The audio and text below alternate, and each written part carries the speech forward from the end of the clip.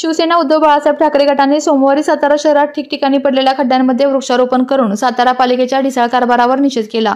तसेच सार्वजनिक बांधकाम विभागालाही या प्रकरणासाठी जबाबदार धरण्यात आलेले आहे। या आंदोलनामुळे सातारा शहर संघटक प्रणव सावंत, उपशहर प्रमुख गणेश हिवळे, उपजिल्हा संघटक सादिक बागवान, राहुल जाधव, श्रीकांत पवार, सुनील पवार, आकाश पवार, सुनील भोसले हे सहभागी झाले होते।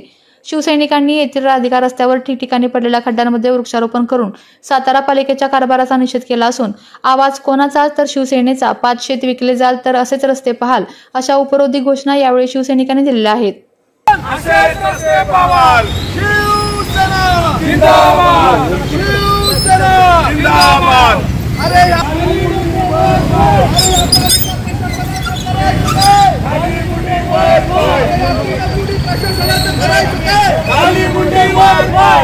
पीडब्ल्यूडी प्रशासनाचं करायचं काय? शिवसेना जिंदाबाद, शिवसेना जिंदाबाद। अरे पाचशेत विकले जावं, अरे पाचशेत विकले जावं, शिवसेना जिंदाबाद, शिवसेना जिंदाबाद। अरे आवाज कुणाचा? शिवसेनेचा। अरे आवाज कुणाचा? शिवसेनेचा।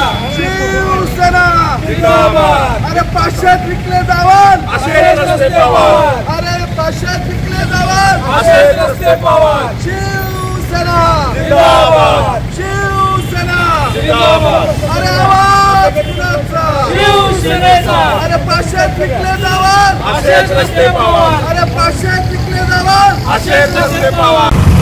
जय महाराष्ट्र। मी प्रणव सावंत, शिवसेना सातारा शहर संघटक।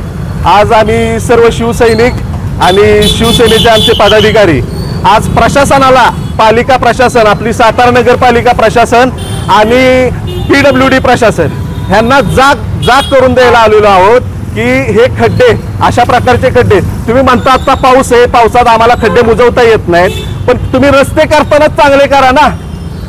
आज आपल्या सातारा नगरपालिकेचं जवळजवळ वर्षाचं बजेट काहीतरी 750 कोटी आहे। मग 750 कोटीमध्ये तुम्हाला कॉन्क्रीटचे रस्ते करता येत नाहीत का? प्रत्येक वेळेस तुम्ही दरवर्षी खड्डे जर मुजवत असाल असे, सामान्य आपले विद्यार्थी आपल्या शाळेत जाताना पण ह्याच रस्त्यावरनं जातात, पण त्या आपलं भविष्य जर असं खड्ड्यातनं आपल्याला पाठवायचं असेल, एखादी मोठी दुर्घटना घडली तर त्या कुटुंबाचा अक्षरशः आयुष्य बर्बाद होते। आज आम्ही हे आंदोलन पालिकेच्या प्रशासनाला आणि त्यांचे इंजिनियर यांना जाग आणून देण्यासाठी हे आंदोलन केलेलं आहे। ह्याच्यापेक्षा आम्हाला तीव्र आंदोलन करायची वेळ येऊन देऊ नका, हा इशारा आम्ही आज तुम्हाला पत्रकार तुमच्या माध्यमातून पालिका प्रशासनाला देत आहे। आता जस्ट एक पत्रकार बांधव, तुम्ही आता स्वतःच बघितलं असेल, आता जस्ट एक माणूस पडला, आताच 1-2 दिवसावर आपले गणपती उत्सव सुरू होतोय। गणपती उत्सवामध्ये जर आपले गणपती नीट जाऊ शकत नाहीत त्या ह्याच्यातून, आताच आगमन झाली 2-3 दिवसापूर्वी, आज गणपतीच्या मार्गावर राजवाडा बस स्टॉपला लागून खड्डा आहे मोठा। कधी या प्रशासनाला जाग कधी येणार, हा प्रश्न मी आज तुमच्या संतप्त प्रश्न आज तुमच्या माध्यमातून मी पालिका प्रशासनाला विचारत आहे। साताऱ्यात अनेक रस्ते आहेत, एखाद्या रस्त्याला तुमचं आंदोलन होते, बाकीच्या रस्त्याची तर दर्जाची गोष्ट बघितली तर त्यावर तुम्ही सगळ्या रस्त्याला आंदोलन करणार का? नाही, ही आता सुरुवात आहे। परत आम्हाला भविष्यात अजून दुसऱ्या रस्त्याला जर खड्डे दिसले तर त्या पण रस्त्यावर आम्ही आंदोलन केल्याशिवाय राहणार नाही आणि पालिका प्रशासनाला संतप्त आमचा प्रश्न आहे हा सगळ्याच गोष्टी। साताऱ्याचं प्रवेशद्वार असणारा वाडे फाटा असेल, बांबरटन चौक असेल किंवा इकडचा देगाव फाटा, सगळ्या प्रवेशद्वारावर येणाऱ्या आगंतुकाचं स्वागत खड्ड्यांनाच होतं। साताऱ्यात येणार म्हणजे खड्ड्यात तुमचं स्वागत आहे, अशी एकंदरीत परिस्थिती आहे। आज जवळजवळ 4 मंत्री आपल्या जिल्ह्याला भेटलेले आहेत, नगर विकास मंत्री आपल्या जिल्ह्यातले, मग त्यांना काय फंड द्यायला हे दिसत नाहीत का गोष्टी? का नुसते तुमचे मेळावे, तुमची उद्घाटन करायला येतं वय असल्या खड्ड्याच्या रस्त्यांची तुम्ही? नुसती उद्घाटन करायची रस्त्याचे, रस्ते असले द्यायचे। आज ज्येष्ठ जातात, आमचे रिक्षावाले बांधव जातात इथनं, रिक्षा आज ते काल परवा आमचे रिक्षावाला एक जर भेटला तर तो म्हणला आम्हाला रोज त्याचा मेंटेनन्स रिक्षाचा करायला लागतोय। चांगले पण रिक्षावाले आहेत, आम्ही चुकीच्या रिक्षावाल्यांचं समर्थन करत नाही। रस्त्याची कामं करतात, मग पालकमंत्र्यांनी काचा खाली करून सातारचे रस्ते पण बघावेत, ही आमची प्रशासनाला विनंती आहे की गणेश उत्सवाच्या तोंडावर लवकरात लवकर खड्डे मुजवण्यात यावे।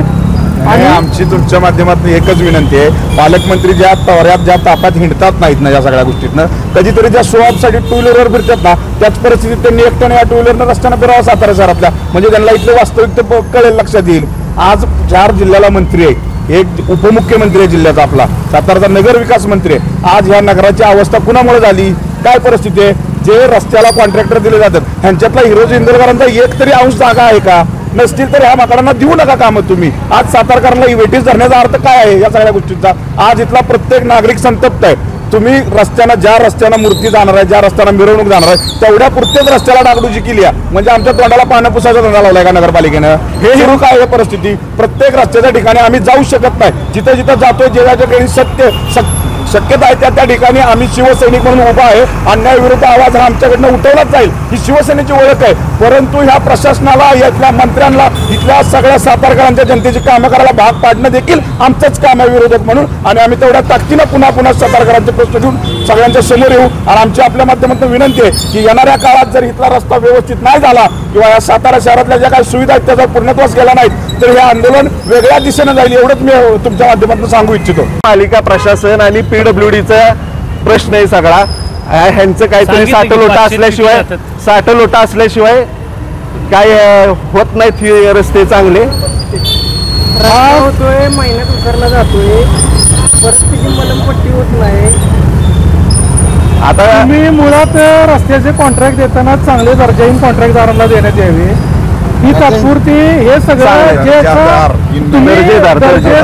कॉन्ट्रॅक्टदारांना देण्यात यावं. तुम्ही हे जे कॉन्ट्रॅक्ट देता हे दर्जेहीन कामं चाललेले आहेत, ह्या टक्केवारीचा विषय आहे का?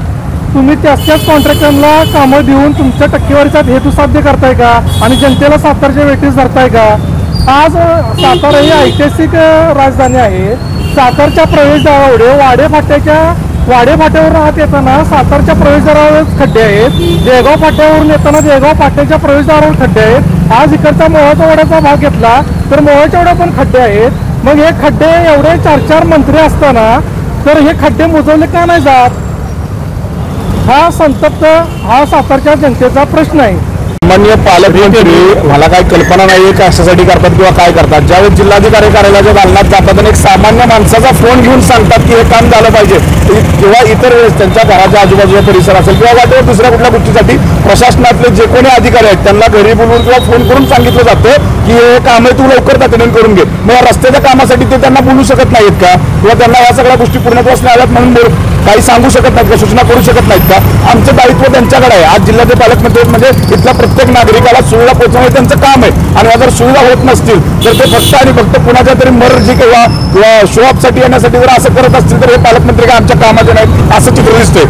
आपल्या तालुक्यातील जिल्ह्यातील बातम्या सर्वप्रथम पाहण्यासाठी आजच सातारा न्यूजला YouTube चॅनलवर सबस्क्राईब करा, लाईक करा, शेअर करा आणि बेल आयकॉन प्रेस करायला विसरू नका.